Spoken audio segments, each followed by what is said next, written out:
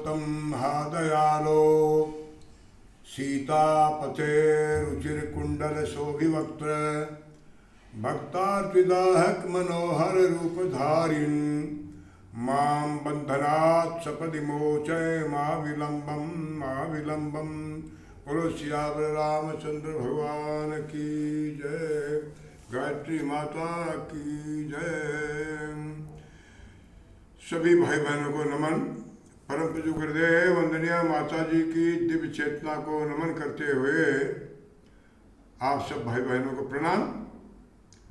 आज की चर्चा में मैं आपको एक विशेष बात जो गुरुदेव ने बताई थी बताने वाला हूँ।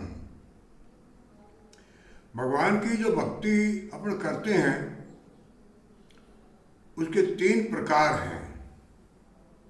हमारी भाव चेतना में 3 प्रकार की भावनाएं होती हैं और उसी से भगवान की प्राप्ति होती है।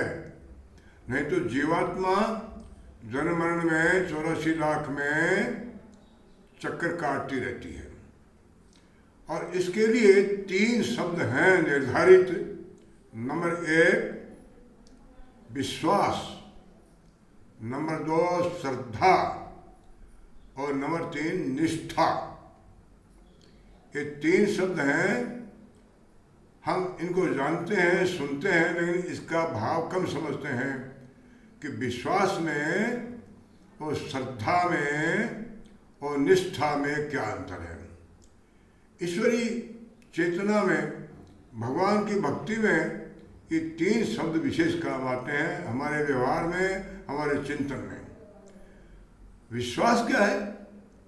विश्वास एक सामान्य एक व्यक्ति के प्रति, उसके कर्म के प्रति, उसके वचन कर्म जो भी हैं उनके प्रति हम विश्वास कर लेते हैं कि आदमी अच्छा है।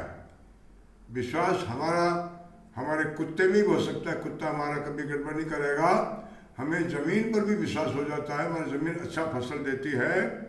वस्तु पर भी विश्वास होता है, इंसान पर भी विश्वास होता है, जानवर पर भी विश्वास होता है। ये सामान्य शब्द है। आपस में जो बिजनेस होता है, अंतर्राष्ट्रीय व्यापार होता है, या हम जो व्यवहार करते हैं एक दूसरे के साथ, उसमें विश्वास के बिना दुनिया में काम नहीं हो सकता। जिसको हम कहते हैं फैक्ट। जैसे कुत्ता फैक्टफुल है, विश्वास पात्र है कि नहीं काटेगा। हमें अपने ऊँट पर विश्वास है, हमें अपने बेटे पर विश्वास है, हमें अपने पड़ोसियों पर विश्वास है। ये इसके बिना संसार का काम नहीं चलता। भगवान पर विश्वास है, ठीक है। दूसरा शब्द क्या है? दूसरा शब्द है श्रद्धा। श्रद्धा में विश्वास में क्या अंतर है? श्रद्धा विश्वास का उच्च स्तरीय स्वरूप है। श्रद्धा विश्वास का रिफाइंड परिष्कृत रूप है, ऊंचा। कैसे? अपने पिताजी में हमें श्रद्धा होती है, बड़ों में श्रद्धा होती है, गुरु में श्रद्धा होती है, शास्त्र में श्रद्धा होती है, धर्म के प्रति श्रद्धा होती है। तो श्रद्धा बहुत बड़ी चीज़ है। बिना श्रद्धा को भक्ति भी कह सकते हैं। बिना श्रद्धा और भक्ति के हमें ईश्वर की प्राप्ति नहीं हो सकती। लिखा है श्रद्धावान लभते ज्ञानम। श्रद्धावान को ही ज्ञान मिलता है। वैराग्य और ज्ञान के बिना भी मनुष्य की व्यक्ति नहीं होती। ज्ञान के लिए लिखा है न ही ज्ञानेन सदृशम पवित्रम अविद्यते।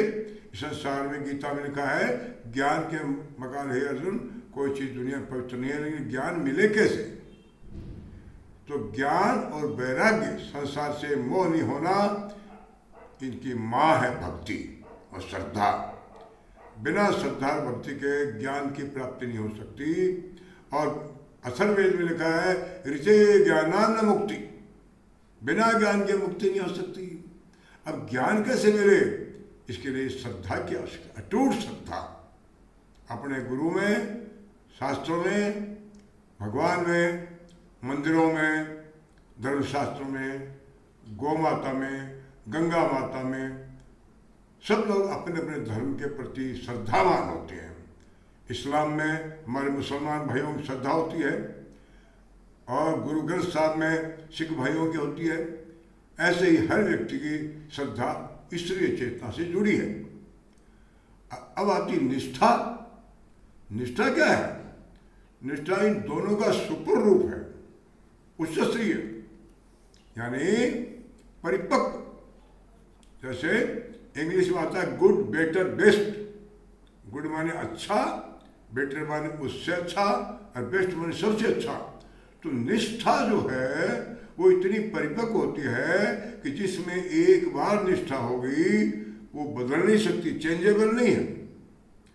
विश्वास का विलोम शब्द है डिक्शनरी में अविश्वास। किसी व्यक्ति में हमारा विश्वास था, उसके कुकर्म देख के अविश्वास हो जाता है। और श्रद्धा भी अश्रद्धा हो सकती है। अगर किसी संत में हमारी श्रद्धा है, उसको खोटे कर्म देख के, उसके अप्रमाणिकता देख करके अश्रद्धा हो जाती है। तो प्यारे भाई बहनों, निष्ठा का विलोम शब्द है ही नहीं। अनिष्ठा कोई शब्द डिक्शनरी में नहीं है। क्यों? क्योंकि निष्ठा चेंजेबल नहीं है, परिवर्तनशील है। निष्ठा अगर एक बार होगी तो ब्रह्मा जी नहीं बदल सकते। इसलिए हमें ईश्वर के प्रति अगर भक्ति के प्रति निष्ठा होगी, उसको दुनिया में कोई नहीं बदल सकता। आज निष्ठावान लोगों की कमी है सत्य में, इंसानियत में, इसलिए श्रद्धा अश्रद्धा में बदल रही है, विश्वास अविश्वास में बदल रहा है। अब रही निष्ठा में एक सबसे बड़ी कमी भी है। क्या? निष्ठा भी 3 प्रकार की होती है। जड़ वस्तु में, सांसारिक चीजों में अगर निष्ठा जम गई तो बड़ा मुश्किल है। उसको क्या कहते हैं? वस्तुनिष्ठ। सोना, चांदी, माया, गाड़ी, मोटर, पद, कुर्सी, इनमें जिनकी निष्ठा होगी वो निष्ठा बिल्कुल ही नेगेटिव निष्ठा है और व्यक्ति वो भगवान को प्राप्त नहीं कर सकता। ऐसे ही निष्ठा का सुपर रूप क्या है? आत्मनिष्ठ। जिसकी आत्मा में निष्ठा हो गई, उसको आत्मवत्सल भूतेषु, आत्मवत्सल भूतेषु, सब में अपनी आत्मा दिखाई देती है। उसमें दया होती है, करुणा होती है, प्रेम होता है। तो वस्तुनिष्ठ से ऊंचा जब आदमी उठेगा भगवान की भक्ति करके तो वो आत्मनिष्ठ बनेगा, वो आत्मानिष्ठ हो जाएगा, क्योंकि हर आत्मा पर भगवान दिखाई देंगे। और सबसे इसका भी सुपर रूप कौन सा है? ब्रह्मनिष्ठ। ब्रह्म में जिसकी निष्ठा हो गई तो भाइयों फिर वो तो साक्षात भगवान रूप हो गया। रामगण परमहंस ब्रह्मनिष्ठ थे, ईसा मसीह ब्रह्मनिष्ठ थे, मोहम्मद साहब ब्रह्मनिष्ठ थे, जगदीश शंकराचार्य ब्रह्मनिष्ठ थे। और ब्रह्मनिष्ठ होने वाले केवल सिया राम में शब्द जग जानी, करो प्रणाम जोर के पानी, कण कण में जिनको ब्रह्म ही दिखाई देता है।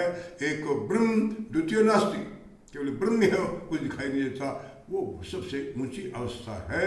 तो भक्ति के 3 रूप हो गए, वस्तुनिष्ठ, आत्मनिष्ठ और ब्रह्मनिष्ठ।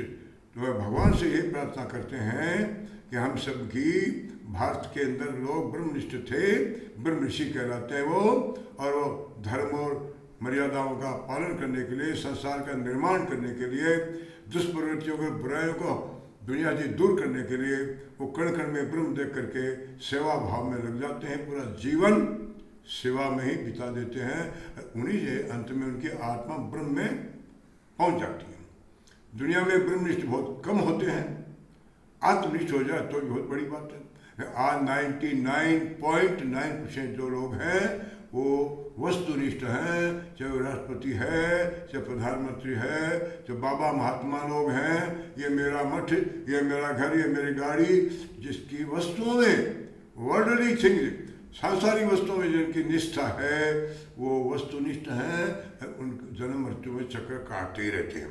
इसे परम पूज्य गुरुदेव की कृपा हो, संतों की कृपा हो, हम प्रार्थना करेंगे हम सब ब्रह्मनिष्ठ बने और मनुष्य जीवन को सफल करें। धन्यवाद।